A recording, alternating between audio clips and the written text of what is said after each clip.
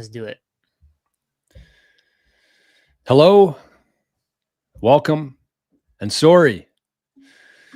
Welcome back to another Friday live stream with the Maple Bitcoin boys, your favorite three Canadian Bitcoiners. I'm Jor. I'm joined by Rajat Forrest. And today we're talking about how much Bitcoin do you need? One of the most common questions we receive in the space is how much Bitcoin do I need? And we got in brackets there. It's much less than you think. So we're going to break that down today. This is actually a conversation we had on Wednesday. We had a nice 40-minute video for you guys and girls. And when we replayed it, the sound was off. So we're going to do it live. I think it'll be good. Maybe not as good, maybe better. Who knows? But anyways, welcome, boys. Thanks for being here today. Before we go any further, we should mention Maple Bitcoin, the channel that we have on YouTube. We're going to share the link here. If you haven't yet, make sure you go over there and subscribe, because that's where you're going to get some exclusive content from us that's only going to be available on that channel. We also have our Maple Bitcoin School community, which is going to have a happy hour session today at 3:30 Eastern time, so in about an hour and a half from right now. And last but not least, that QR code right beside Rajat's head, that's our Maple Bitcoin Reserve Fund. So we don't have any sponsors on this channel. We never will. And that's how you can help us out, support the channel if you like what we're doing here. So boys, where do we begin? One other thing is also give the video a thumbs up. Helps get the video out to more people. We can have more people in the chat asking great questions and all of that. Yes, true. Where should we begin here? Rajat, you want to bring up this graphic, kick things off? Yeah, let's do it. Okay, so one thing that I'm so surprised that people still don't get it. They still don't get it that one Bitcoin can be split into 100 million Satoshis. And I'm sure that the people watching this right now, they probably understand it, because if you're watching this, you've probably been paying attention to Bitcoin for a while. Maybe you understand it, but most people don't, right? Most people don't get it. So this video is, let's say, for example, if you want to share with your family or friends, I think this is a really important video. Most people don't get that you can split one Bitcoin into 100 million Satoshis, and one Bitcoin is, I don't think most people need one Bitcoin. Right now, one Bitcoin is $108,000. You can get something like $100 worth of Bitcoin. You can buy 100,000 Satoshis. So $100 worth of Bitcoin, $108.56 will buy you 100,000 Satoshis. And this is, of course, down from actually earlier in August. Me and Forrest were looking at this. Earlier in August, one Bitcoin was $125K. Today, it's $108,000. So the people who wanted a discount, you're getting it. Are you going to take action, right? So right now, like I said, you can buy 100,000 Satoshis for $108. At some point, you're going to be paying $1,000, and you're going to be paying $10,000 for the exact same number of Satoshis. At some point, I think that you're not going to be able to buy these Satoshis, the 100,000 Satoshis. You're not going to be able to buy them for dollars, because dollars are eventually going to be deemed worthless by the public. People won't want to save in dollars. If you don't want to save in dollars, then if nobody wants to save in dollars, not just you, but if nobody wants to save in dollars, then the value of the dollar goes to zero. The only reason why the current financial system works, and the only reason why we can exchange pieces of paper for the best form of money in the world, is because people still don't understand that dollars are essentially worthless. So get your hands on whatever you can. But I think that you need a lot less than you think. A lot of people think that they need one Bitcoin. They think they need 10 Bitcoin. They think they need 100 Bitcoin to retire, but that's not the case. I think you can buy something like, if you were to just consistently buy $100 worth of Bitcoin per week for a few years, let's say 4 years, let's say you do it for 208 weeks, you're going to have accumulated a significant amount of Bitcoin. Yeah, I mean, there's a lot of interesting stuff there, but one thing you touched on was being able to exchange dollars for Bitcoin, and in the future that might not be possible, because there is no value to dollars. The only value today is that somebody else is willing to accept them. And so basically it's 100% monetary premium. There's no actual value underneath there. And a lot of people talk about sort of the monetary premium on housing, on real estate, or on gold, and how a lot of that monetary premium will be sucked up by a superior store of value. But 100% of the value of dollars is monetary premium, and it's a faith-based system. So all of that monetary premium is going to leave that, and it's going to go to something of actual value, which is Bitcoin. So I always like to say that the only time you're truly not early to Bitcoin is when you cannot exchange fiat dollars for Bitcoin. That's when you're not early anymore. Obviously, there's being early is a scale. There's people earlier than us, and there's people later than us, but we can still exchange these worthless pieces of paper for something finite, which is really, really interesting. Bitcoin, there's only just under 21 million ever to be created. And these Satoshis, each one of those that you acquire is a piece of that finite pie. And I think that we need to like reevaluate the way we look at Bitcoin too, because a lot of people look at Bitcoin and they think, oh, I'm never going to be able to get one Bitcoin, right? And in the past, it made sense to value Bitcoin as Bitcoin, or like to look at the value of Bitcoin in like 0.1 Bitcoin, 0.01 Bitcoin. But now Bitcoin's worth so much that we need to start looking at it in Satoshis. And Satoshis are actually the unit that the Bitcoin network uses. When you send a transaction, you pay per Satoshi for your block space in the data that you're sending. So Satoshis is actually the unit that we use. And you can get, you can get 10 Satoshis for a penny. So the unit bias really starts to flip completely on its head when you can get 10 of these units of Satoshis for 1 penny. It seems incredibly cheap. Yeah, this is something I'm trying to drill into my head a little bit more. This, sorry, Rajat, I'm going to put this one up here. As Forrest was just alluding to there, I think that this is a number that everybody should be aware of here. I've been showing this number quite a bit. It is, I think it's kind of a level up in terms of understanding of how scarce this stuff is, because everybody's heard 21 million. It seems like more of a word and more of a thing than anything else. But when you see the exact amount of Satoshis that will ever exist, of course, this isn't how many are in circulation today. This is fast forwarding about 100 years from now. This is the maximum amount of Satoshis that will ever exist. So if you had 1 over this or 10 over this or 100,000 over this, your ownership will be locked in forever. I think that's so important to understand. Your ownership of the world, essentially, that's how I think about it, will go up forever. Because if you think about Bitcoin becoming a unit of account, that means that it's going to reprice everything, and everything's going to be priced in this number here. And so what your ownership is, if you have 1 million sats divided by this, that number will only go up in terms of your percentage. It will never go down, because you have to keep in mind that people will be losing their sats. People will be burning sats depending on how things go here. But your ownership, once you lock that in, once you protect those sats, your ownership of the world essentially will only go up. And that's something that humans have never had the ability to do before. Yeah, and a lot of us were focused on the price. You know, it's down to 108 today. It was at 112 the other day. Like that's what we concern ourselves with a lot of the time. But it's really a much more important number is the amount of Satoshis you have, and is it more tomorrow, and is it more today than it was yesterday? Because this is the finite number that Jor is referencing, and that is the number that matters in relation to like the amount of Satoshis you have is what matters, really, basically. The amount of this pie. Just keep stacking Bitcoin. The dollar amount will inevitably go up because that's historically what it's done. We have further adoption coming. We have more money printing happening. Like the only option for Bitcoin is to go up in dollar terms over time. So it doesn't really matter if it fluctuates from 112 USD K to 108. It doesn't really matter that much. Jor, do you mind sharing my screen? I have another graphic that actually, or a spreadsheet that actually follows along with what you were saying there. So at what the spreadsheet shows you is how much Bitcoin cost at a certain period. So we have the number of Satoshis per Bitcoin here.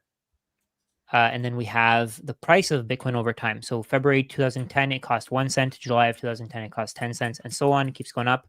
And something that's here, so this something that's really important, and this is something that you made me think of, Jor, because you were talking about the number of Satoshis when we initially recorded this video. So what you see here is the number of Satoshis, the total number of Satoshis, the 2.1 quadrillion, 2 quadrillion, 99 trillion, 999 billion, 997,690, or 997,690,000 Satoshis, whatever the massive number, right? So over time, what I did here is I tried to see how much of the network you could buy, the total supply of Satoshis you could buy per dollar. So in February of 2010, you could buy 0.00047% of the network for $1.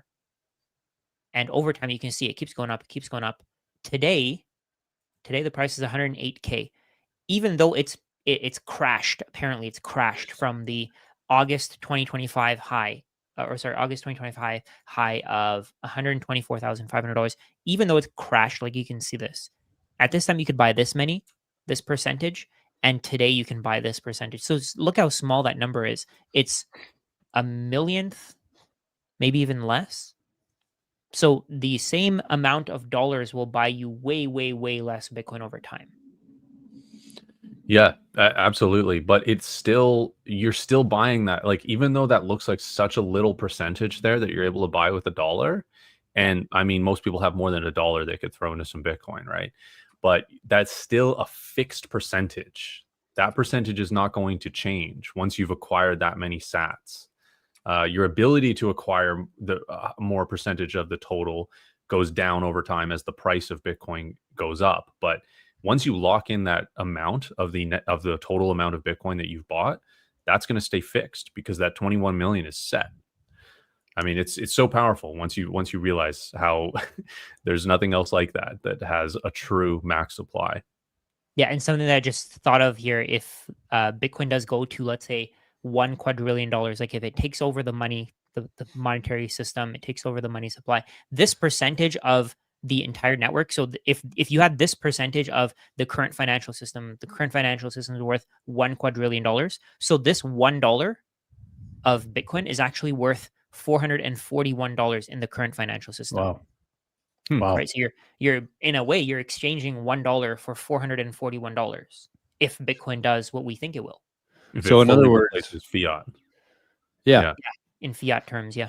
In other words, we're expecting Bitcoin to 441x between now and the rest of the world figuring out what this asset is. Yeah. And that's if it goes as bullish as we think it will. And I think it will. I don't see a reason for why it wouldn't. But it's also not capped there either, though, right? Sorry?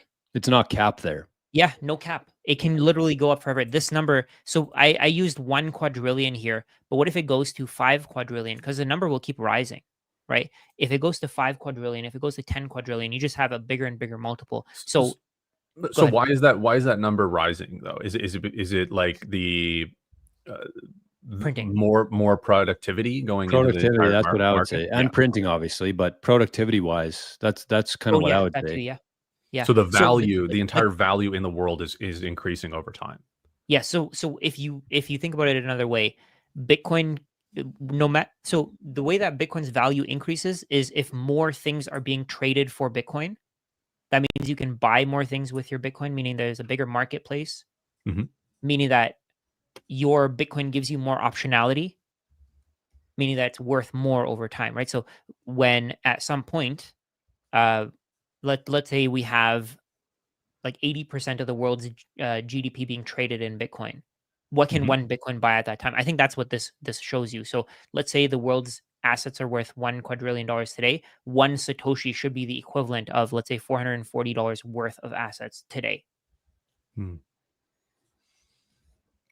it's a really interesting way to look at it, for sure. It's a little abstract, and I know people probably don't agree with me, and that's perfectly fine. But I think that this is just a different way to look at it. It's a different way to really approach this based on how much Bitcoin you should have. So let's say, for example, if you buy $1 worth today in the legacy financial system, that's essentially worth $440 worth. So if you were to buy, let's say, $10,000 worth, so we'll multiply this by 10,000.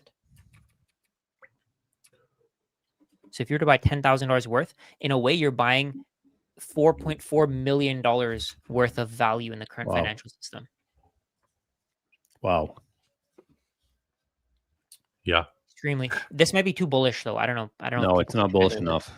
I don't know if people can handle this, though. I think it's just projected really far into the future. I think that's that. Like, I mean, people can have a problem with this math or whatever, but it's projected really far into the future, and it's a lot of people, depending on their age, are not able to project that far into the future. And fair, right? But this is a generational asset. This should be held on to, preserved, used, but you have to use less of it as the value goes up, as the purchasing power goes up. Therefore, you'll be able to preserve more of it, pass it on to future generations, build generational wealth. That's what this is. This is a generational asset. Yeah. And then if you look at it from the perspective of when the price goes up, so let's say, for example, if you want to wait until Bitcoin is worth $250 to start buying, or you don't realize what Bitcoin is, you finally start studying it at $250,000, you're going to be getting 400 Satoshis per dollar. Today, you're getting 926. At that time, you'll be getting 400, and it'll keep dropping. At $1 million, you'll be getting 100 Satoshis per dollar. At $10 million, you'll get 10 Satoshis per dollar. So if you put in the same amount of money, let's say you How put in much 10,000. did you start with here? Oh, 10,000. 10,000, yes. So it would be so if you put in $10,000 on this end here, compared to the current financial system, if you put $10,000 when Bitcoin is worth $10 million, essentially you're getting $47,000 out of the 1 quadrillion. That percentage of the entire network, right? So, I mean, and people are just waiting, right? Most people are going to ignore this until $1 million. Yeah, and this is a clear example of why you actually don't want the price to go up. Like you only want the price to go up if you're never planning to buy more Bitcoin. Yeah. Like if you're buying Bitcoin, if you're in your earning years, if you're putting away some savings and being able to put that into Bitcoin, you want the price to stay as low for as long as possible until Bitcoin reprices everything. So you can stack more so that it's worth more in the future. Yeah, I think the difference there between $1 worth of purchasing power, which Rajat's talking about there in terms of where we are today, and 440 in the future, is just literally people figuring this out. That's the only thing that's going to change. Like, it's not like things have to improve. It's not like things, we need anything crazy here. We just need to teach people what this asset is and why it's so powerful. I got another spreadsheet here. We're kind of on a roll here with spreadsheets and graphics, but this is one that I was thinking about, kind of based on that number that we had there. This I'm not going to try to say it again because Rajat already lived through that one. But this is basically what I did here is I took 1 million sats, which is what you can kind of get for $1,000 worth of fiat today, approximately, and your ownership of the network, or of the world, I would say. So this is your ownership of the world. And so you can see the percentage here. The percentage actually isn't that relevant right now. What I want to show is, like, with this $1,000, if you were storing that in fiat right now, every 100 days, they print about $1 trillion. So every 100 days, let's say you had one person storing their wealth in Bitcoin, 1 million sats, and another person storing their wealth in fiat. And both at the same time, it's equal ownership of each network. But as they print more money, as they print $1 trillion in 100 days, you see how this one goes down? This one didn't move because this has no impact on Bitcoin. The government's printing money has zero impact on this number. The fiat price, that's why it doesn't matter. And then you add in, so that's after 100 days. And then after another 100 days, you can see at 4.325% there, goes down to 41.46.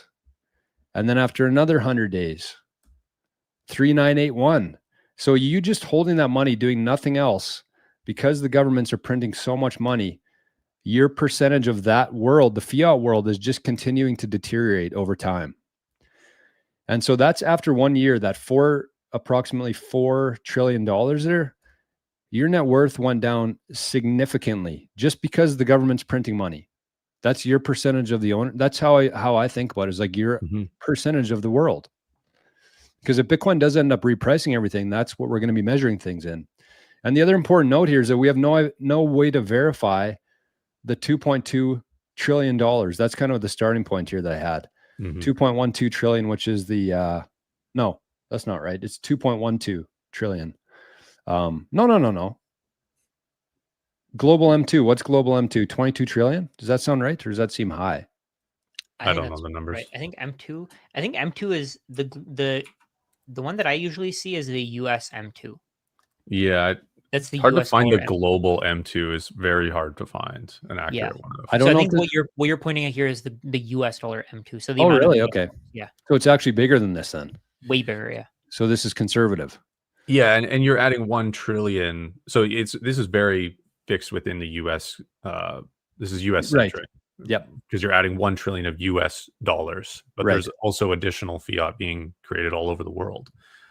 So it's even worse. if you really think about the global aspect of it. Yeah, if we're focusing on the US here, then this is very conservative. So yeah, the important note there is that we have no way to verify the $22 trillion M2 money supply in the US. Like the Even the Fed federal, doesn't know. Like that's even what I the Fed mean. has no idea. Like and they've been around for 111 years and they've never been audited, not one time. Yeah. and that 1 trillion every 100 days, that's going to accelerate. Yeah. Like that, the only way it can go is accelerating. And I want to explain why that's going to accelerate. I think people don't understand why. People see that it's accelerating, but they don't get why. They just think, oh yeah, this is just how things are supposed to work. It's going to accelerate because the U.S. government is going to be they're going to be able to pay for fewer things with the same dollars. So as that happens, as the purchasing power decreases, so you know how people say, oh, MicroStrategy can pump up Bitcoin. They can buy as much Bitcoin as they want to. They can keep doing that. The U.S. dollar, the U.S. government is essentially doing the exact opposite. They're borrowing as much money as they can, and then the Federal Reserve is buying their debt off the market so that the interest rate doesn't go too high. So what they're doing is the complete opposite of MicroStrategy. MicroStrategy is pumping up the price of Bitcoin by buying as much as they can.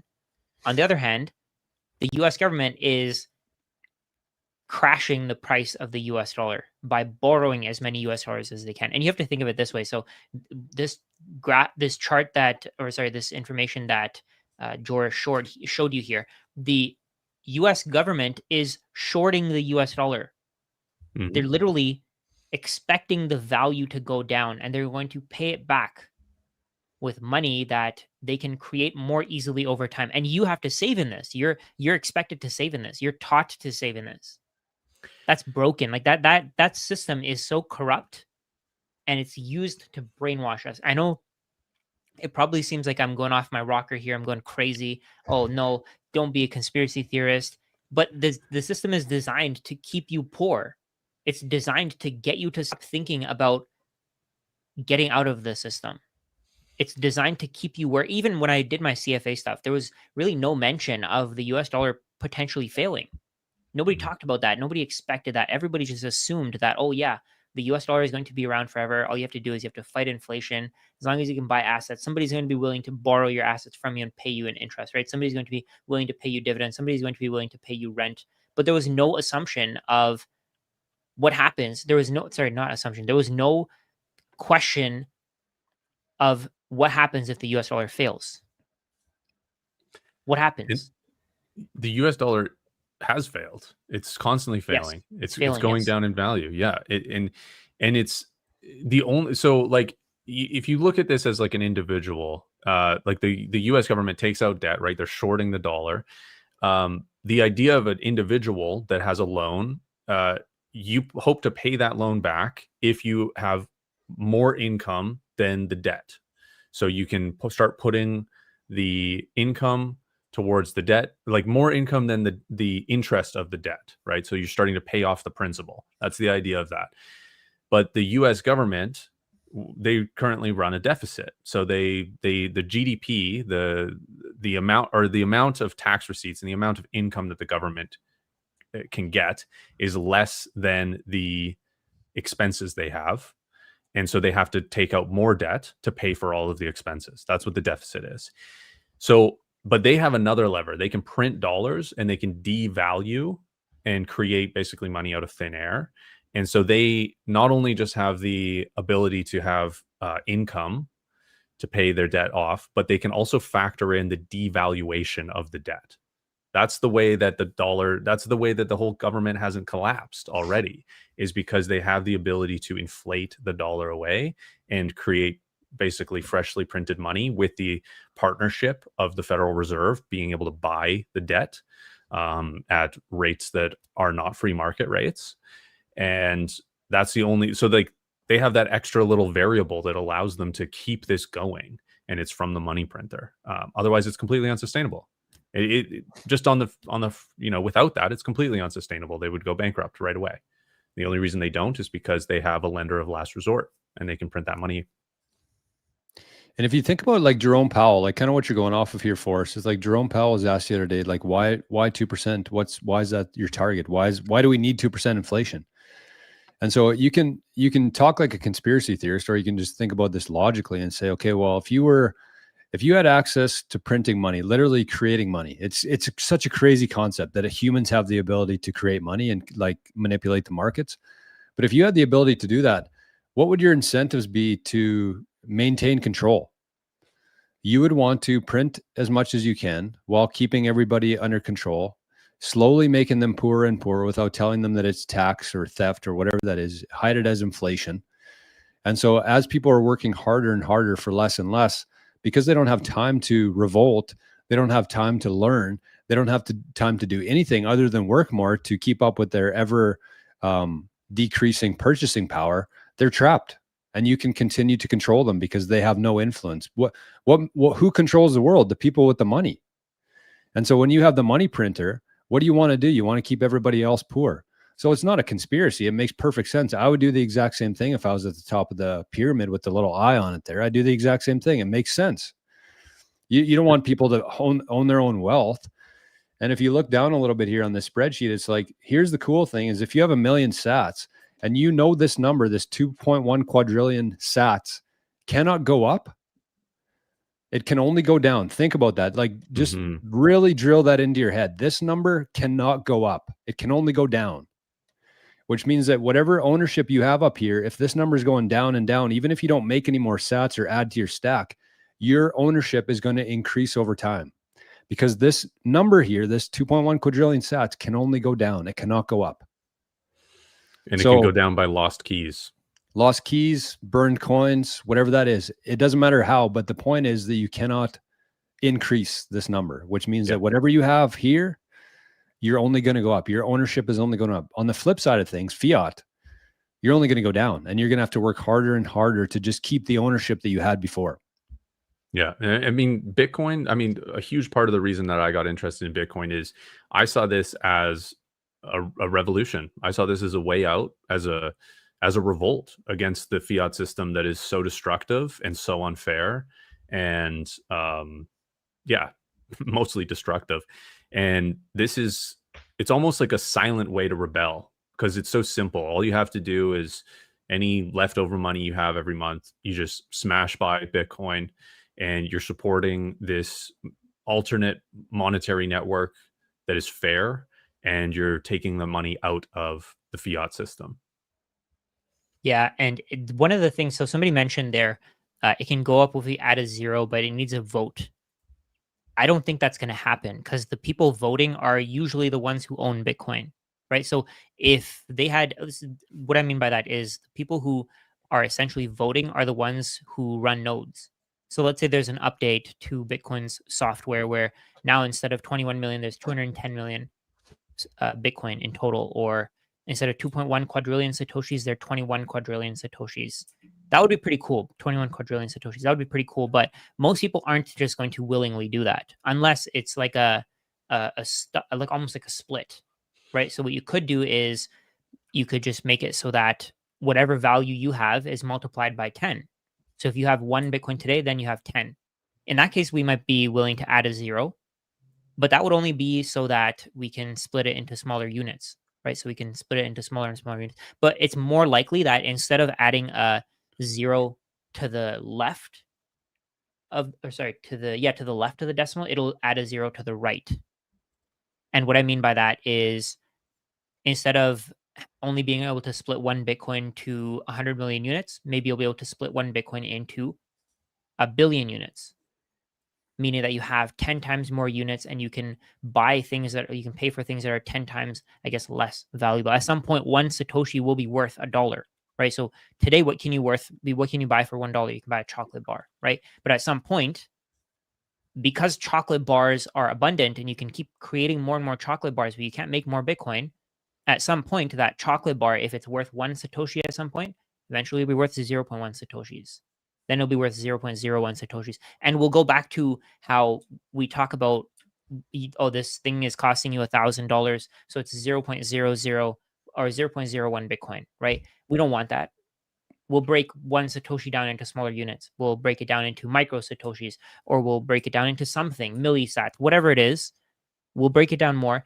It'll be nearly impossible to add a zero to Bitcoin unless the people who own it right now are in agreement with it, and then they get, let's say, another zero added to their stack.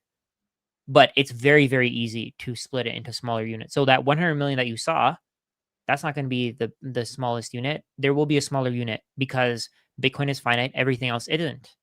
So in the current system, like with what Jor was showing you, in the current system, you would have had to pay, let's say, let's say you have savings in the current system. If a bank is doing really badly and they're gambling and they do something stupid and they almost go bankrupt and they're at risk of basically bringing down the entire finance. I'm not sure if that record did it cut out, but every dollar that you have, a certain percentage of that will go to that bank to ensure that it keeps working, and that's the trap. So if you buy $1,000 Bitcoin, your Bitcoin can be taken away from you. But if you have $1,000, those $1,000 can be redistributed to anybody at any point. And sorry, those $1,000 can be redistributed to anybody at any point. And what's being redistributed isn't the number that you have, so the nominal figure. You still have the same nominal figure, but what you can buy with that dollar is what's being redistributed. So instead of you being able to buy a whole basket of groceries, you're now going to only be able to buy half a basket of groceries. And the bank can now operate for another 10 years and they can keep stealing from you because they got bailed out. That's how the system works. That's how the system is designed to work. It's designed to work to make it so that banks can survive forever. It's designed to work to make it so that you have to work forever. Because if you stop chasing dollars, if you stop saving in dollars, then what happens? The system collapses. Nobody wants to own dollars anymore. If you don't want to get paid in dollars, how are they going to, how's the dollar going to have any value? Where's the value going to come from? Yeah, and for the 21 million, like the max supply cap question, it really comes down to incentives, and the people that control the consensus, they're all the node runners, and we all have the incentive to keep a max supply for multiple different reasons. If we increase the supply, that's going to dilute us. That is the fiat system that we're avoiding. We don't want that, right? We want, and the other reason is certainty. So if we have certainty with that, and if we start changing things, then that creates a huge insecurity in the perception of what Bitcoin is. And when you're building the foundation of money, you need that to be absolutely secure. That is part of the value proposition of Bitcoin, is that it's very hard to change. And it's very hard to change because it's the most decentralized, and the power ultimately falls to the nodes and the miners. And it's everybody's incentive to keep this thing as secure as possible, because that is the value proposition, and that relates to the exchange value of it. And changing something as monumental as the supply cap would throw all of that into jeopardy. And again, it would dilute everybody. So nobody wants that. And so it won't happen. Yeah, exactly. It just it doesn't make any sense. I was kind of demonstrating there. If you increase this number, the people who own whatever it is up here, the sats, you would be voting to make your ownership of the world less. It wouldn't make any sense. Nobody in their right mind is going to vote to dilute their own ownership of the network. It doesn't make sense. So it's just kind of a stupid argument. It's a non-starter in my opinion almost. And I think that if you're trying to argue that somehow, some way the supply of Bitcoin will change, then you don't really understand what's happening here, I think. Yeah, and it's the code that we have to run. Like, if I can actually just maybe share my screen here, Jor. This is the Bitcoin code right here. This right here, there's two different places that show the max amount of Bitcoin, but this one right here is 21 million. So I could change that to 22 million Bitcoin. Forrest, can you zoom in on this? No, I'm sorry, I can't. Oh, okay. Yeah, sorry about that. So I just changed that to 22 million. That completely changed the code base of this. If I was to upload this to GitHub and put new Bitcoin, 22 million, I would also have to change the halving amount, because that's actually how the Bitcoin gets released.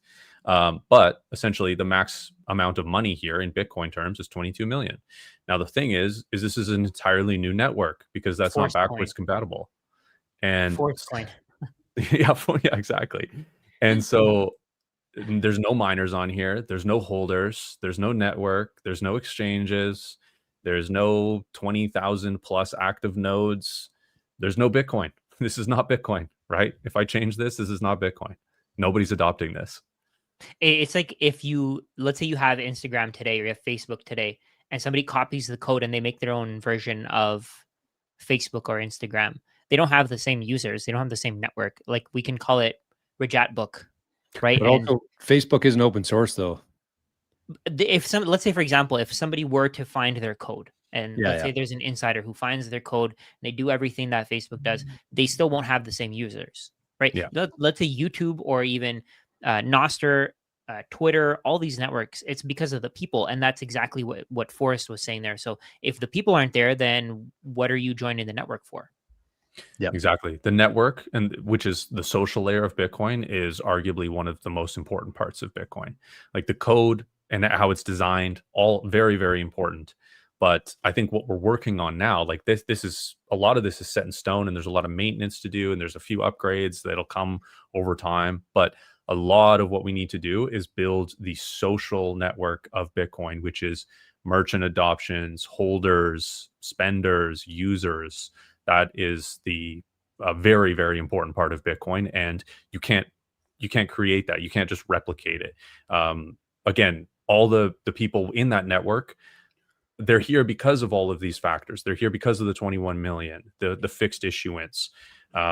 They're here because you can run a node on a $200 PC. If any of that stuff starts to change drastically, that isn't the ethos of Bitcoin, right? That's much more crypto, right? And that's why all these crypto tokens out there, they don't incentivize people to hold node or to have nodes and all of that. So and they lose value to Bitcoin because Bitcoin has this social layer, this network effect that builds on itself very naturally. Yeah, I saw a couple comments here too, because because kind of what we're trying to demonstrate there is that if once you have your sats, that's essentially you locking in your ownership of the world. That's how I think we should be thinking about it. At least that's how I see it. And somebody said the only way you could lose ownership is if you lost your sats. And I saw another comment here saying that one of the most, the biggest thing that a lot of Bitcoiners are sleeping on right now is if they died tomorrow. Here it is, Rob. Biggest threat to your own Bitcoin is dying without your family knowing how to access your Bitcoin. Honestly, like, what do you guys think the percentage would be in terms of Bitcoiners out there who have any amount of sats, whether they understand Bitcoin or not? They have a percentage of the ownership of the world right now. What percentage of those people do you think, if they died tomorrow, their sats would be gone forever? Like, just think of, and I'm not like, I'm saying this because I just want to demonstrate how much your ownership is actually going to go up in the future because of that. As people lose Bitcoin and that actual amount of available sats keeps going down, your ownership goes up. What do you guys think the amount of people out there right now, Bitcoiners, people who own sats, percentage of the world, if they died tomorrow, their family wouldn't be able to access their Bitcoin? I think it's more people than not. Yeah, I think it's definitely way over 50% because people just, they've taken custody. Like, I don't know, maybe there's some way, like, I think you even have to put like an additional beneficiary, like on an exchange, like if you didn't even take self-custody. So even that could get locked up and could become difficult. Maybe there's a way to get access to it. So there is. I don't It's know. really hard though. Actually, I tried helping a guy. I think his father passed away, and he had a bunch of sats on Coinbase. And Coinbase, I think he spent like 6 months just trying to get an answer from Coinbase. Yeah. Wow. So you might be able to get it eventually, but it's going to be a huge headache. Yeah. So I mean, maybe if we push that aside, then it's going to be significantly less because a lot of people are not holding self-custody, which is just unfortunate. But if we look at all the people in self-custody, I think a huge percentage of them have not figured out the inheritance planning at all. Although Forrest, I don't know if I misheard this recently somewhere, but I'm pretty sure I heard somebody say that over 50% of the coins are actually held in self-custody. Is that right? Okay. And I think the reason for that is because it wouldn't be based on like people. It would be based on coins. So if there was like, say, a million people who had 1 million sats, yeah, those probably aren't in self-custody. But like the whales and the people who have like a decent stack, which would make up the majority of the Bitcoin, I think I heard that 50% of people actually have it in self-custody. So 50% of Bitcoin would be held Bitcoin, yes, not people, right? Not people. Right. Yeah. Okay. That's really interesting. Yeah, I haven't looked at any of those numbers, but that could be right. That could be right. Yeah. But yeah, I think a huge percentage of those people in self custody have not figured out inheritance properly. I mean, a lot of the client work that I do, none of the people that I've talked to, and I mean, they're seeking out help, right? They're trying to figure out their best solutions. Yeah. So maybe it's a bit skewed because the people that have that figured out don't need help, right? But yeah, they don't have inheritance planning set up. So. And this is one thing I would say to people, because I mean, all three of us would be able to help you with inheritance one way or the other, whether we can help you directly or find somebody to. So that's the first part, is like, if you need help with your inheritance, you want a second opinion on things, all three of us have sessions that you can book for half an hour, whatever that is. But the other part too is, one thing I tell everybody is, like, in between then and now, let's say you want to hire us to help you with your inheritance stuff. Between then and now, I really think that people should still have like a quick and easy version of this, which is essentially just get a piece of paper, write down, if something happens to me unexpectedly tomorrow, this is who you contact, whether it's Rajat, Forrest, Jor.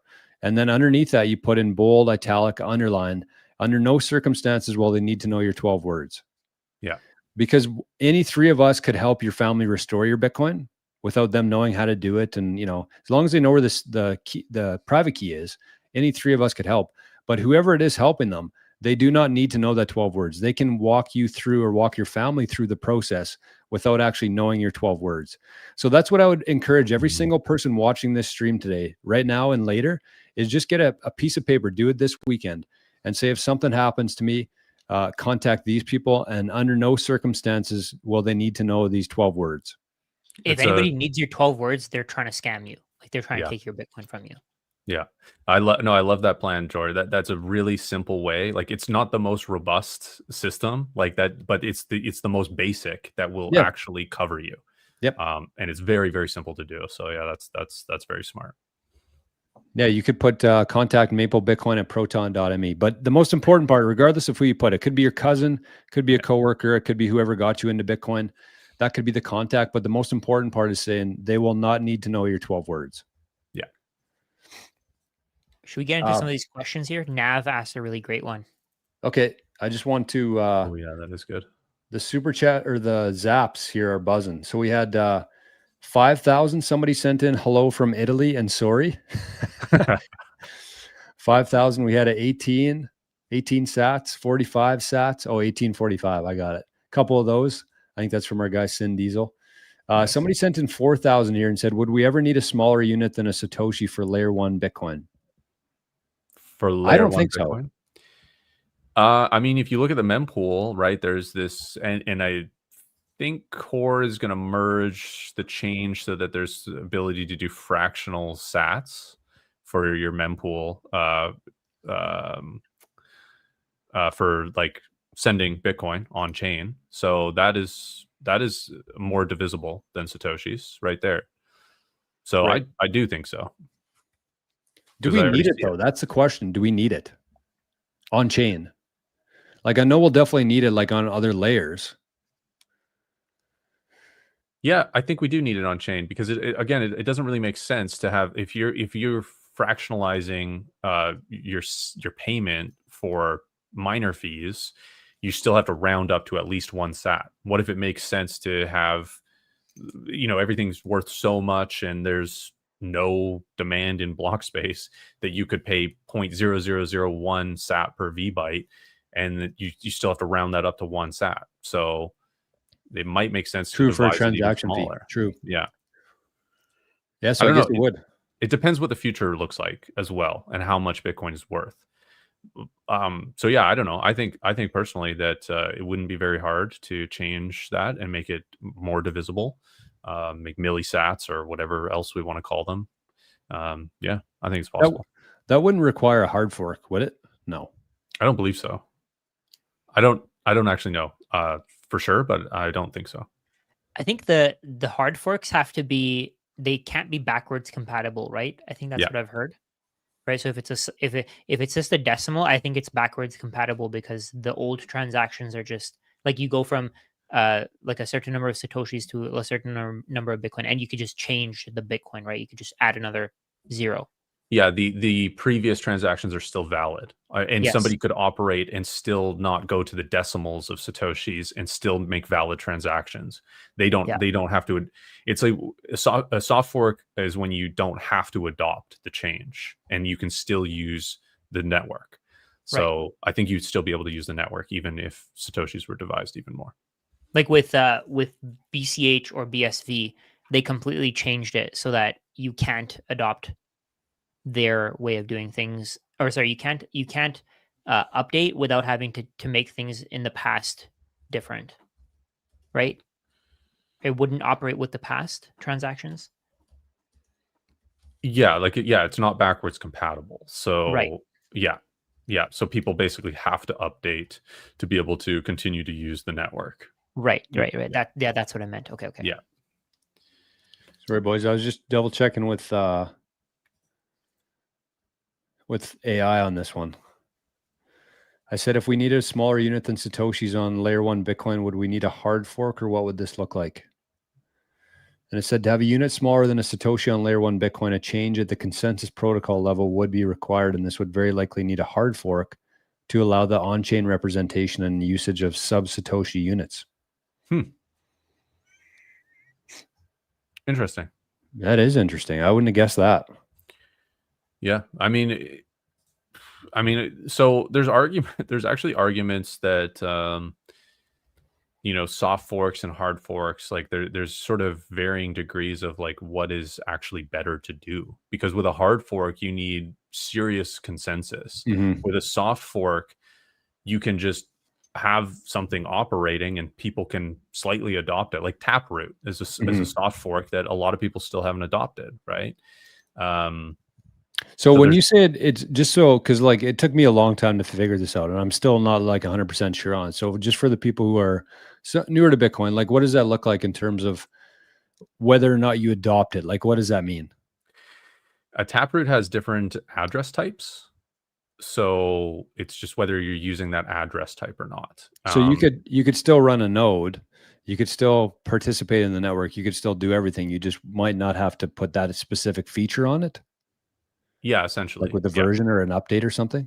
Yeah, and so like all these software, like SegWit was a soft fork upgrade as well. I mean, so these are all different types of address types, and there's different things that you can do within those address types, essentially.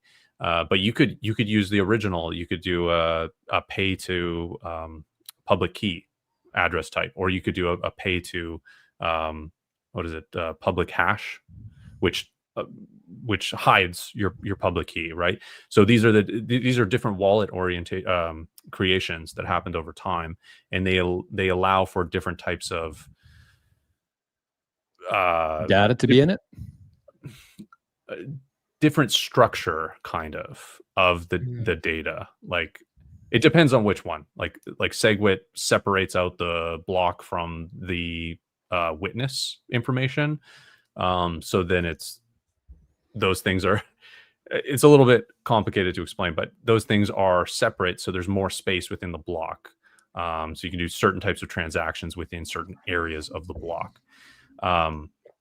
But each one of those have been soft forks because you could send Bitcoin from a non-SegWit address to a SegWit address. Right.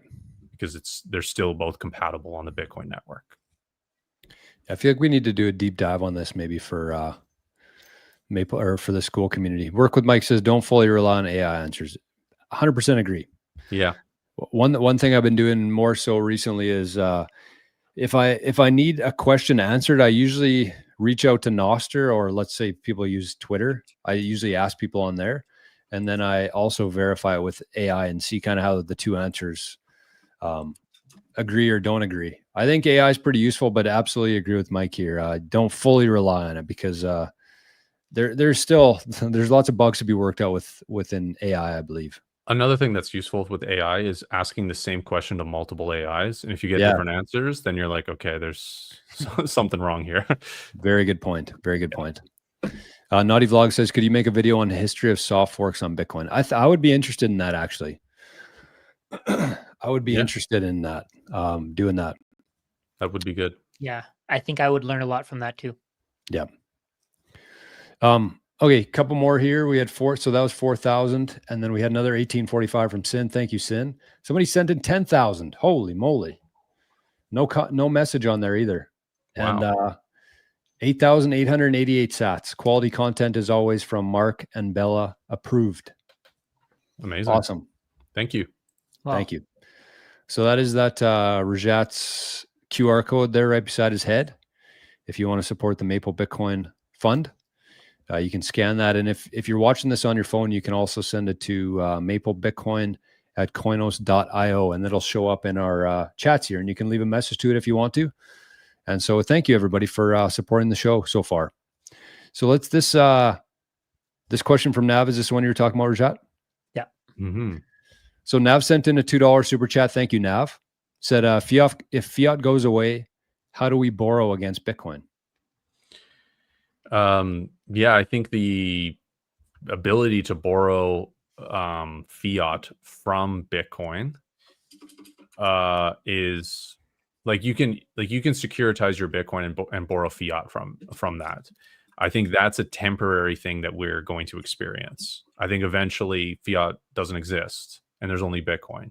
So there's sort of an arbitrage you can do right now, and that's the entire basically business model of strategy, right? They're just borrowing fiat and buying Bitcoin. And I don't believe that arbitrage is going to last forever, but it's a great trade while you can do it.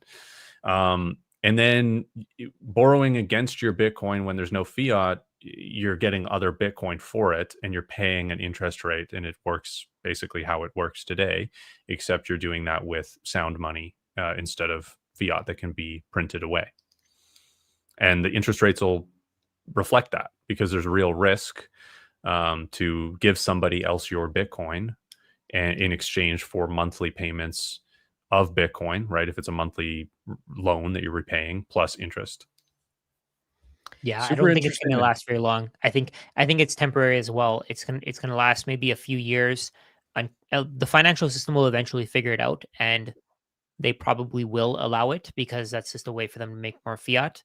But at some point, I think what's going to really trigger this to go away, for fiat to go away, is merchants not accepting fiat.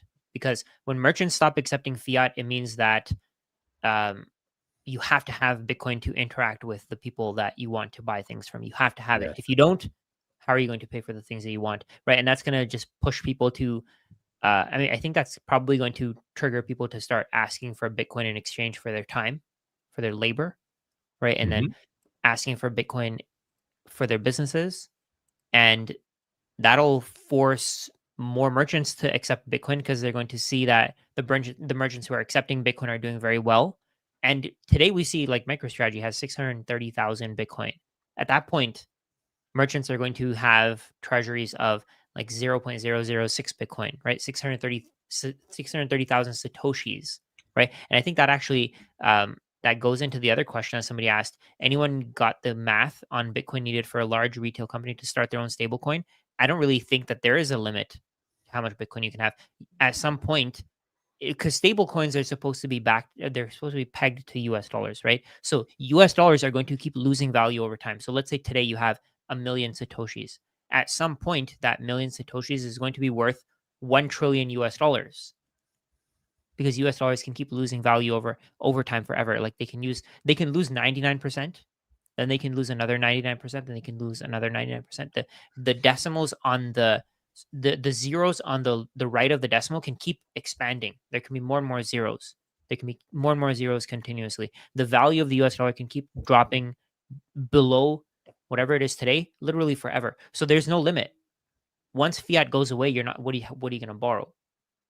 I don't think there's actually, this is something that I was thinking about. I don't think there's going to be consumer loans on a Bitcoin standard, because why would a lender take the risk? And it goes into, I guess, what Forrest said before, the interest rates are going to be much higher. So if you're going to have to pay a much higher interest rate, let's say to buy a house, it means that you can't bring your future consumption to the present, and it'll push the price of housing down. It'll push the price of everything down, because if people aren't willing to pay for things, then entrepreneurs are going to have to offer either higher quality, or they're going to have to decrease their price to get rid of the things that they have, right? So it's all the Bitcoin economy thrives on deflation.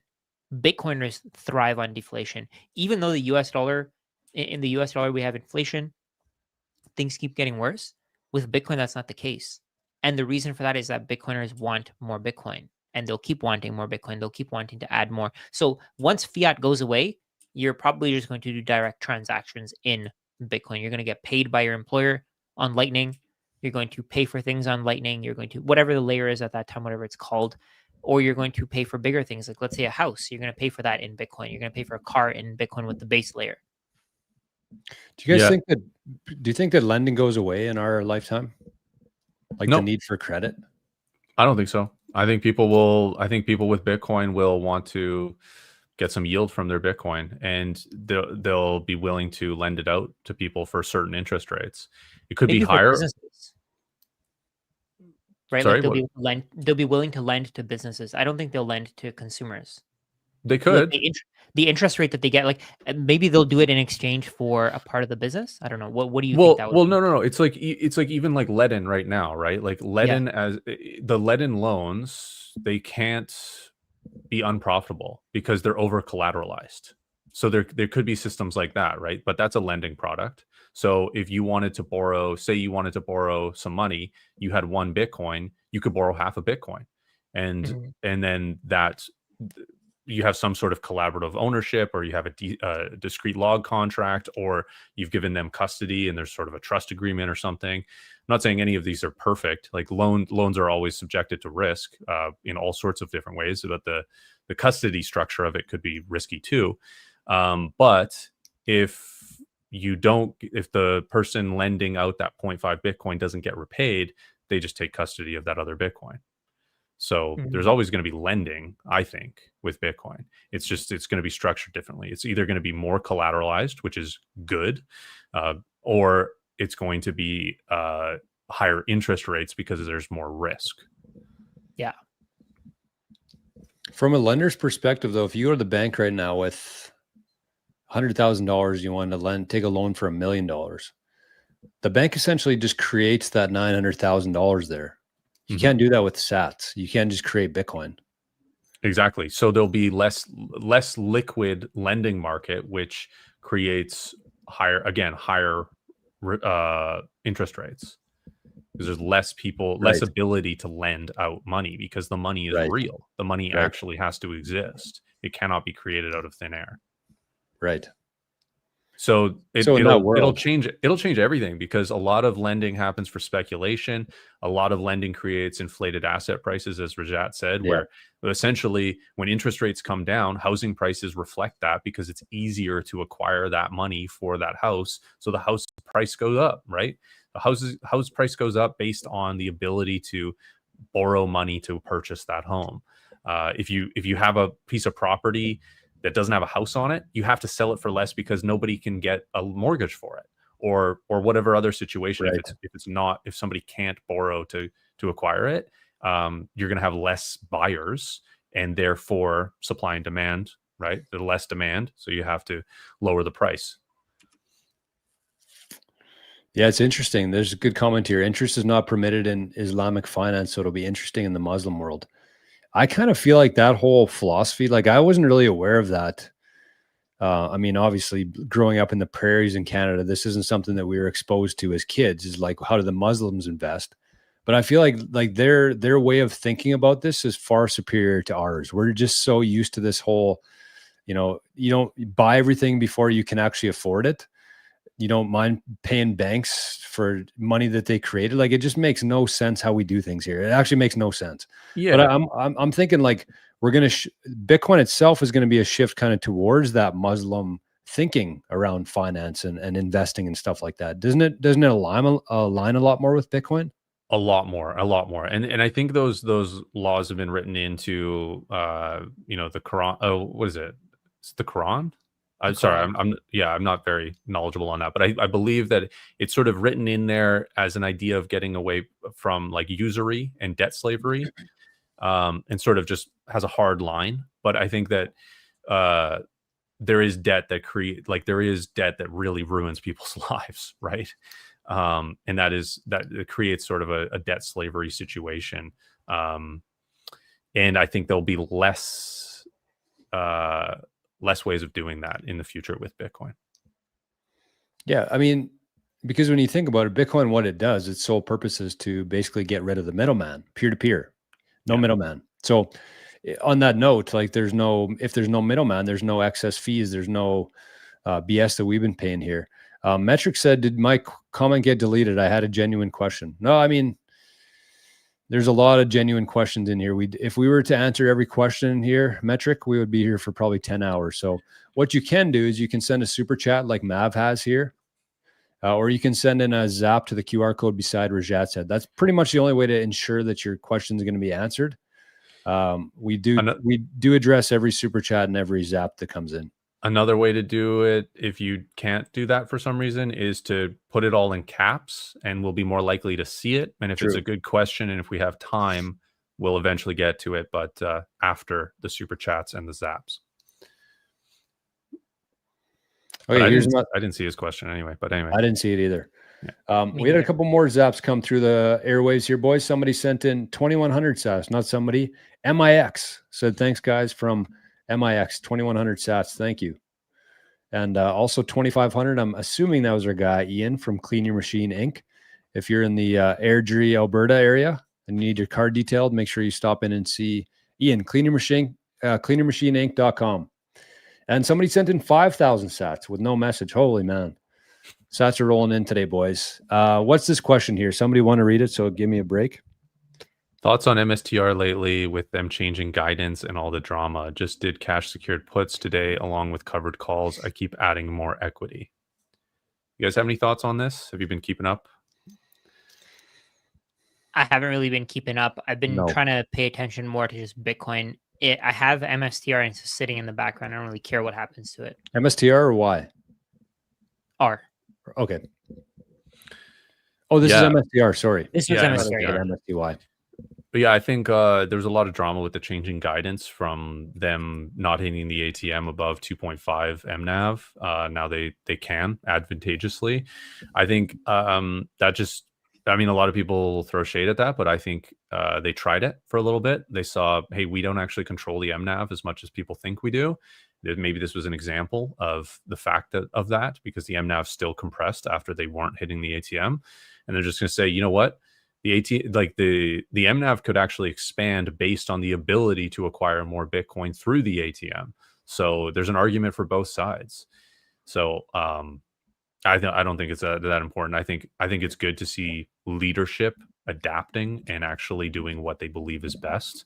And I think optionality is probably the best option to have there. Yeah, I've been selling really close to expiry or close strike prices on covered calls on MSTR and just raking in huge amounts of money relative, which has been great. But, you know, my share price is way down. So, you know, you win some, you lose some, whatever. And I just expect that to rebound, and I've captured premium the whole time. So I think what you're doing is probably a decent strategy too, because you're doing cash secured puts to buy in cheaper and covered calls on your long position already. So hopefully that works well for you. That sounds like gibberish to me.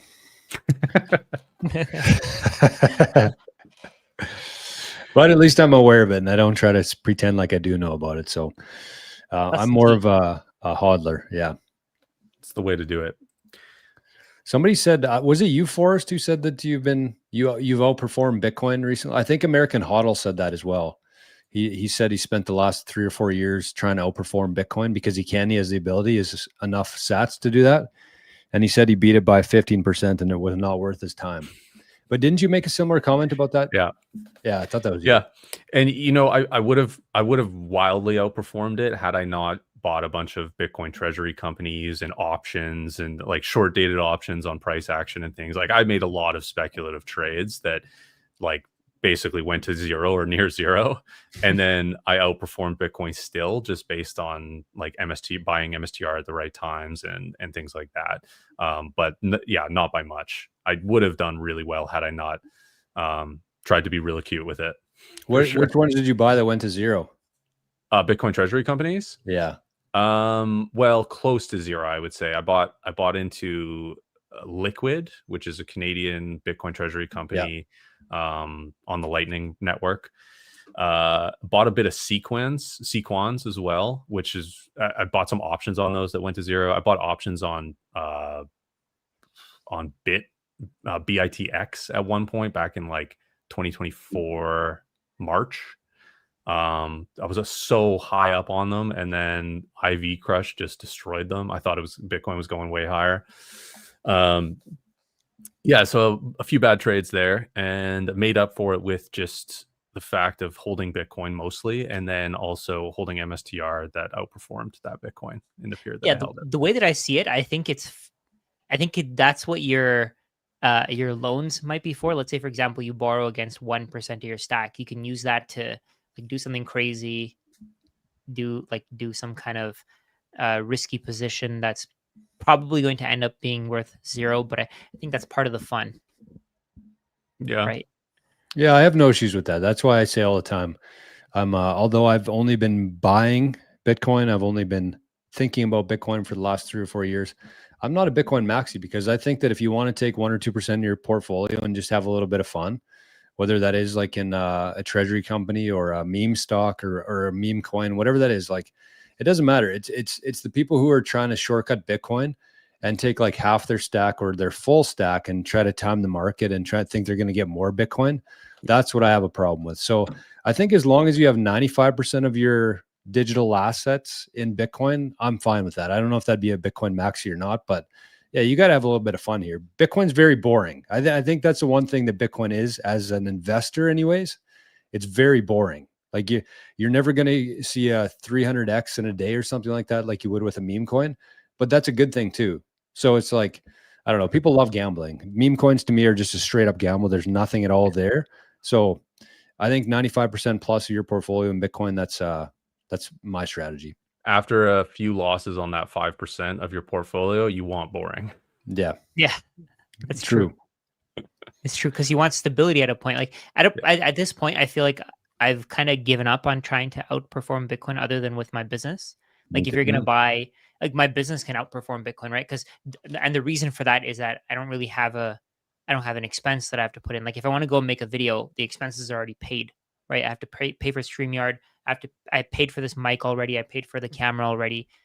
If I want to create more value through my business, I just go make a video. It's created out of thin air. It's almost like with the US dollar. It's created out of thin air, and then I can sell it.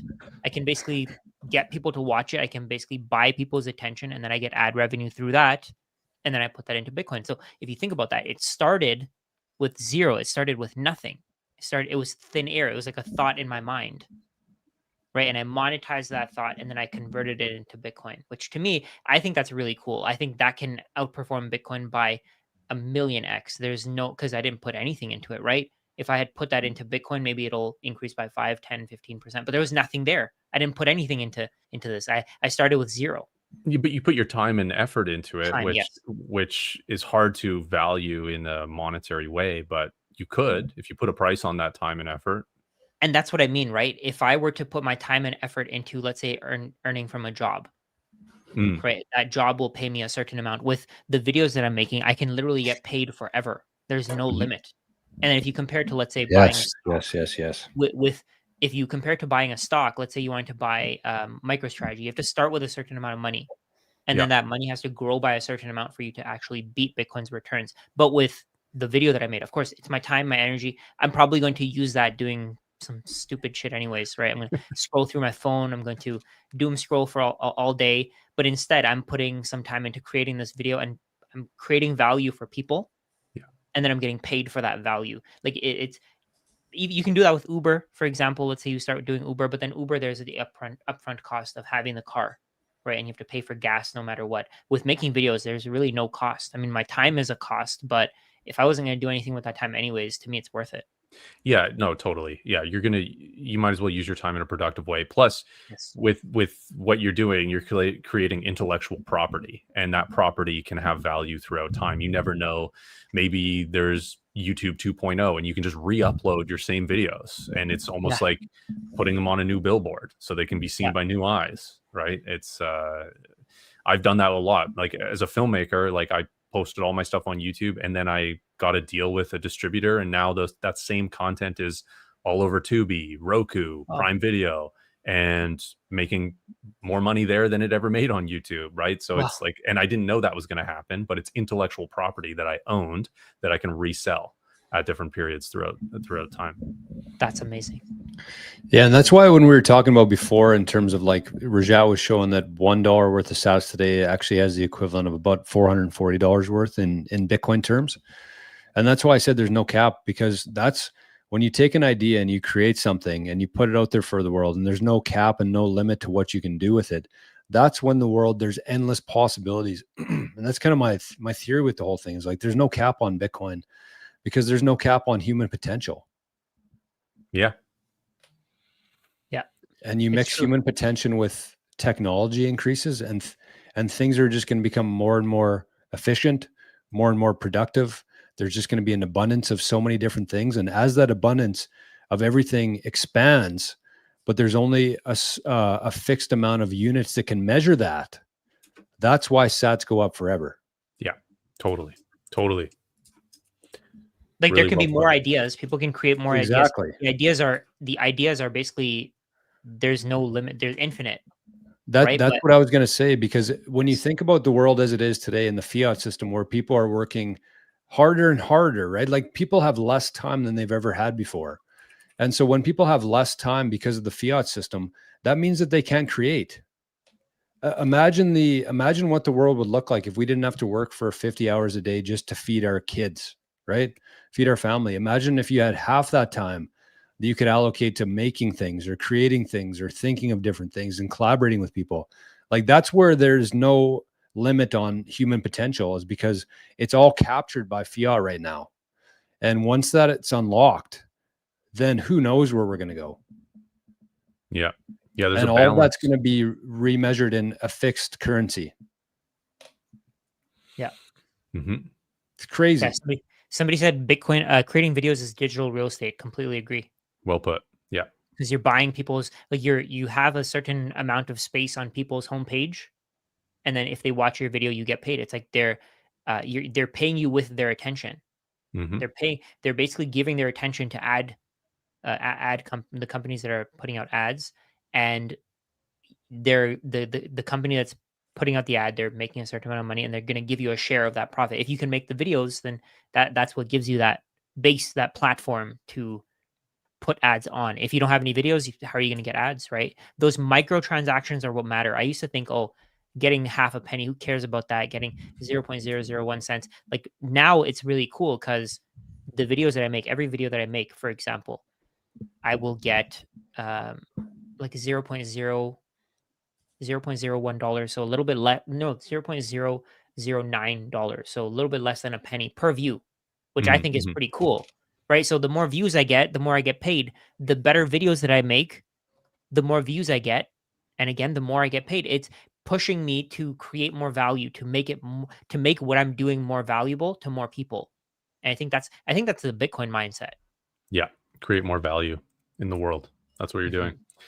And I mean, Nostr is another great example of this in my mind, because there's sort of like a gatekeeper with YouTube, like, and there's some restrictions in like what you can do and how you can monetize and things like that. But with Nostr, you start posting on there, you're creating digital real estate through posting images, text, writing, whatever, and people can pay you right away for that value you've created.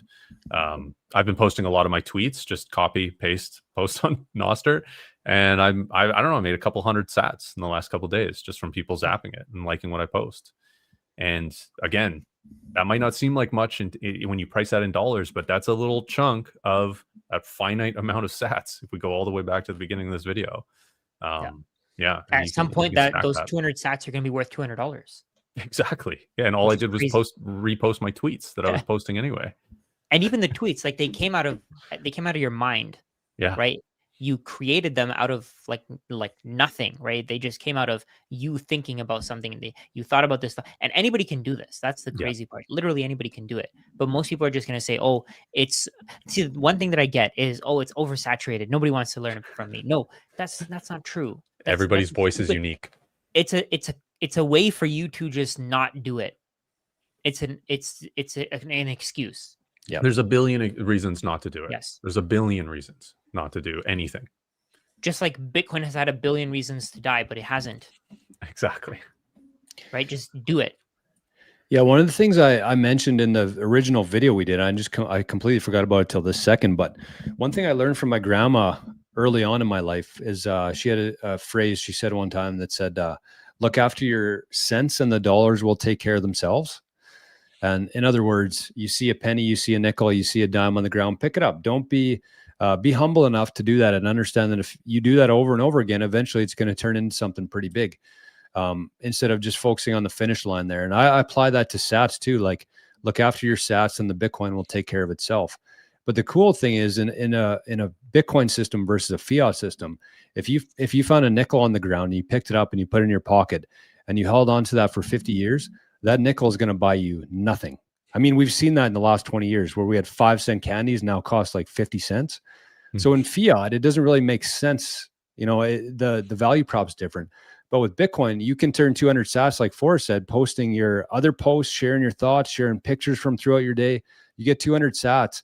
Not only is that not going to depreciate over time, it's actually going to appreciate.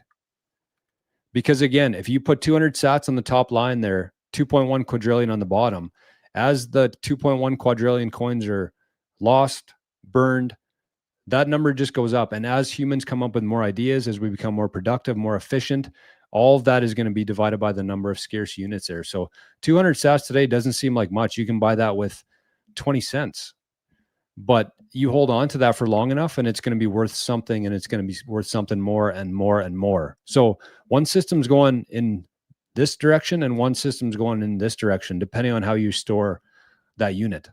And you definitely want to be on the system that's going up. Yeah. Yeah, maybe we'll just, we should address, Leon's comment here, super chat, £99. Bitcoin equals life raft. Don't drown in fiat inflation. That's basically what we just said right there. Like that is a perfect summary of that, right? Like Bitcoin is going the opposite direction of fiat. Fiat's going down, right? This is just another analogy for this. Like Bitcoin is the life raft, and fiat will just make your life more expensive. And like, that's not a good way to live in the future, right? Like the cost of living, oh man, just think about like the suffering that happens as things become more and more expensive for people. We're like, seeing it's it. terrible. It's terrible. Yeah. And it's just going to get worse. Yeah. It's not going to get better. It's just going to get worse. Like it's not going to be like whenever I go to a party, for example, or go to an event with people, talk to people, everybody's talking about how, did you see how gas prices got more expensive? Or did you see like my groceries got more expensive? Chicken is so much more expensive. All this random stuff. Houses are so much more. That's the thing. If I go into that conversation and say, oh, you think it's bad now? It's just going to get worse. They're going to kick me out. Yeah. Right. They don't want me there because I'm just I'm ruining the party for them, because they don't understand that fiat is literally designed for that. It's designed to make your life more expensive. It's designed. It's not inflation is not a bug. It's a feature. Yeah. It's a feature of the system that allows governments to keep us working literally forever. They charge taxes even though they can print more money. They can borrow as much. Why does the U.S. government need taxes from us or from Americans if they can just borrow another $5 trillion? Because people won't catch on to it. They think it's their civil duty to be paying taxes for the roads. Yeah. Rajat, you're literally the guy from that meme of the guy standing in the corner and then the other people dancing. yeah. Like that's you in the corner. Yeah, it's like, oh, did you know that my expenses have gotten so much higher? Yeah. And then They don't know their the things are just currency's gonna get melting. worse. Yeah. Oh man, that's so funny. Someone's going to make that meme now. Yeah. We're going to see that on Twitter in a few minutes. Gonna do it. Yeah, if somebody can find that meme, put Rajat's head on that and have him as the guy in the corner and the people dancing, you'll be saying they don't know their currency's melting right now. It's this one. Share my screen there. Yeah. There you go. That's the meme template. That's so funny. So somebody make this for me. I will share it for you. Guy in the corner. That's good stuff. Dude, the worst is that when people complain about that, if you come into and say like, here's the solution, then people really like, oh, I don't want to have this conversation anymore. Like, Yeah, like here's they just get so uncomfortable. Yeah, they're because just they like, just want to no, no. complain. They just want to Yeah. complain. Yeah. They just start squirming. Oh yeah. It's very uncomfortable for them. Yeah. Yeah. So yeah, don't be a party pooper. But hey, this actually I was going to highlight this, but Luminous just sent in nice 6.9. Nice question. If you can make Bitcoin payments with your phone, couldn't someone steal your Bitcoin by stealing your phone and spending your Bitcoin? 100%. Well, it depends. It depends. So you could use one of these and you could download Nunchuck and True. you could transfer Good over point. your wallet and make transactions with a QR code and scan it. And then no, if somebody got your phone, they wouldn't be able to do a transaction because that has to be signed with this device. Good point. So, but if you have a hot wallet, if the keys are on there, it might be protected by a PIN. So they would have to have that PIN. Or you could have like a Lightning wallet on there that if there's no PIN protecting it, if there's nothing protecting it, then yes, they could steal your Bitcoin and send it. So it depends on a few variables, but there's ways to protect yourself. There's ways to protect your phone from that exact situation. Biometrics, passwords, using a hardware wallet like this. Yeah, think of those like signing devices. So Forrest had his cold card queue there. That's a signing device. If you had an Aqua wallet that you downloaded, a hot wallet as Forrest referred to it as, then your phone becomes your signing device. If you have a Sparrow wallet or an Exodus wallet on your laptop, your computer, then your laptop is your signing device. So you want to make sure that your keys are on a device that is offline, like something like this, like Forrest held up a cold card queue. The keys are generated offline and you can't sign a transaction. You can't send Bitcoin without actually having this device present, your signing device present to sign that transaction to move the coin. So yes and no, it really depends. So what we would say, like, what do you guys usually suggest? Like 5% max on like a hot wallet where somebody could steal it? I would say max. Percentage doesn't necessarily isn't how I would think about it. I would think of like a couple $100 of purchasing power, maybe what you would have in your wallet with cash. Yeah. What you'd be comfortable carrying around with cash. And you can change that depending on if you know you're going to go purchase something. If you like, I went to a conference, I loaded up my hot wallet a little more, knowing that the vendors at the conference were going to accept Bitcoin. So there might be some opportunities for me to spend Bitcoin there. It's the same thing anybody does when they go to the store. If negate debit credit cards. If you only operated with cash and you would go to the store, you would probably put a little more cash in your wallet at that point to go spend it, right? So I would think about it that way. And somebody said you walk around with a phone in a cold card queue. No, that's kind of the idea, right? Is if somebody steals your phone, you don't have your cold card queue in the other pocket where they could sign your transactions away from you. Yeah. So limit how much you have on your phone because you can make Yeah. payments from your phone. So limit how much you'd have on, like, let's say Wallet of Satoshi or Aqua Wallet or let's say Moon Wallet, whatever the wallet is that you're using. Limit how much you have on there. Most of your Bitcoin should not be easily accessible if somebody were to come to you and just like the $5 wrench attack. Mm-hmm. It's also important to note, I think, on that note is like there's a difference between an Aqua wallet on your phone and a wallet of Satoshi, let's say, on your phone, because one of those wallets is considered to be custodial, which means that you don't hold the keys to it. That would be something like a Speed wallet, Koinos wallet for the most part. And then you have a non-custodial wallet, which is Aqua. And the reason why you want a non-custodial wallet is because they give you 12 key. They give you 12 words, your private key. You write those down. You store those somewhere safe. And so if somebody did steal your phone, you can quickly restore your 12 words into a new phone or a new wallet and move the Bitcoin before they can. Or if you lose your phone, you drop it in the ocean, drop it in the toilet, you can take your 12 words and you can restore it into a new phone.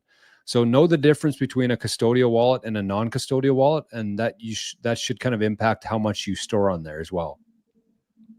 I've lost sats because I had sats on a custodial wallet and they were gone. I lost my phone and the sats were gone with it because there's no way to restore that. And you've made us all wealthier from doing so because you've you're added to welcome. the deflation of less sats. You're welcome. We will answer this one here. I just want to answer Paul here. Paul DeBarnot, Ledger or Tangem? Neither. Neither is the answer. And we can get back to the ice cream one if you want. Marcelo says, what do you think about Moon? Is it custodial or no? Well, Moon is a non-custodial wallet. The reason or the way to tell that is when you open a wallet, are you able to, do they give you a private key with it? Do they give you 12 words with it? If they don't, then that's a custodial wallet. Somebody else is holding the keys for you. What's your guys' favorite ice cream here? Sorry, I tried this a couple times here, Josh. What's your guys' favorite ice cream? Cookie I like dough. Moose Tracks. Ooh, that's a good one. What the hell's that? What? It's from Kawartha. You don't know Moose Tracks? Oh, They have Island Farms Moose Tracks as well. It's vanilla ice cream, chocolate ripple, like a hard chocolate swirl, and then peanut butter cups. So good. Ooh, nice. Jor, I'll mail you some. I'm not a huge peanut butter guy. Don't waste the postage on it. It might be melted by the time you get it though, but that's okay. Yeah. I like cookie dough too. Who else said that? Forrest? Oh yeah, Yeah, cookie dough is cookie dough. good. I like cookies and cream more than cookie dough. Oh, really? Yeah. Those are Yeah. probably my top three. All three of those, actually. All three of those, yeah. Yeah. Oh, we should start a show together, boys. Sin Diesel says, I wonder what divorce will look like when the world is on a Bitcoin standard. I mean, all you have to do, Sin, is look at what WTF happened in 1971, and you can see all the implications of a fiat system. So divorce rate will definitely go down when we move into a Bitcoin standard. There will be less stress, less people working, more people spending time with their kids and their family, and that's going to have a positive impact on everything. Yeah, absolutely. Yeah, I saw this stat that 41% of marriages or 41% of divorces happen because of financial issues.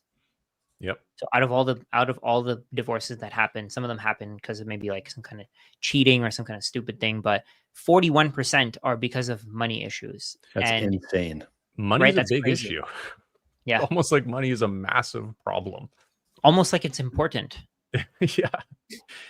Yeah, we should get wrapping up here, because in a minute we're going to be hopping over to our school community, and we have the Maple Bitcoin Happy Hour, which is another hour of live streaming, except it's on Zoom, and people can join with video, audio, and actually have a conversation with us and actually ask some full questions and have a conversation. We've had some great discussions there in the last couple of weeks. It's so much better, instead of reading comments, people actually being able to ask the questions and give more context to it, and us, being able to riff on it a little bit. So yeah, we're hopping over there right now. Thanks everybody for being here today. Thanks for showing up in the chat, asking questions, for the super chats, for the zaps, most important part. And yeah, make sure you go over and subscribe to the Maple Bitcoin YouTube channel. We do want to grow that as big as possible. We've kind of been reaching out on different individual channels here, just so there's a lot of people in here, more interaction. But yeah, go check out Maple Bitcoin on school. We're going to do our happy hour just like we do every Friday. And it is great. So thanks everybody. This was one heck of a show today, I think. So thanks everybody for contributing for it. One real quick note, not to leave these people hanging. There's a lot of people asking about Ledger and Tandem because we didn't elaborate. They're both closed source, and that has issues. Just look deeper into that. Look into open source wallets are much better, much safer. There's other problems with Ledger and other problems with Tangent beyond that I can't get into today. But they're both subjects we talked about on multiple lives, multiple times, because a lot of people use both those wallets, and they both have severe problems in my eyes. Get yourself a Blockstream Jade or a Cold Card Q, or even a Trezor even is better since it's open source. Ask AI. Just do it. Yeah. Just ask AI. These three Canadians on a YouTube said that I shouldn't use a Tangent or a Ledger. Can you explain why I shouldn't? Yeah. Or the downsides to it. Yeah. There. All right, guys, let's go to the happy hour session now. Okay, thanks everybody. Stop by school.com/Maple Bitcoin. You can do a 7-day free trial. Check out the happy hour today if you want to have more fun. And we'll see you next week. Thanks, fellas.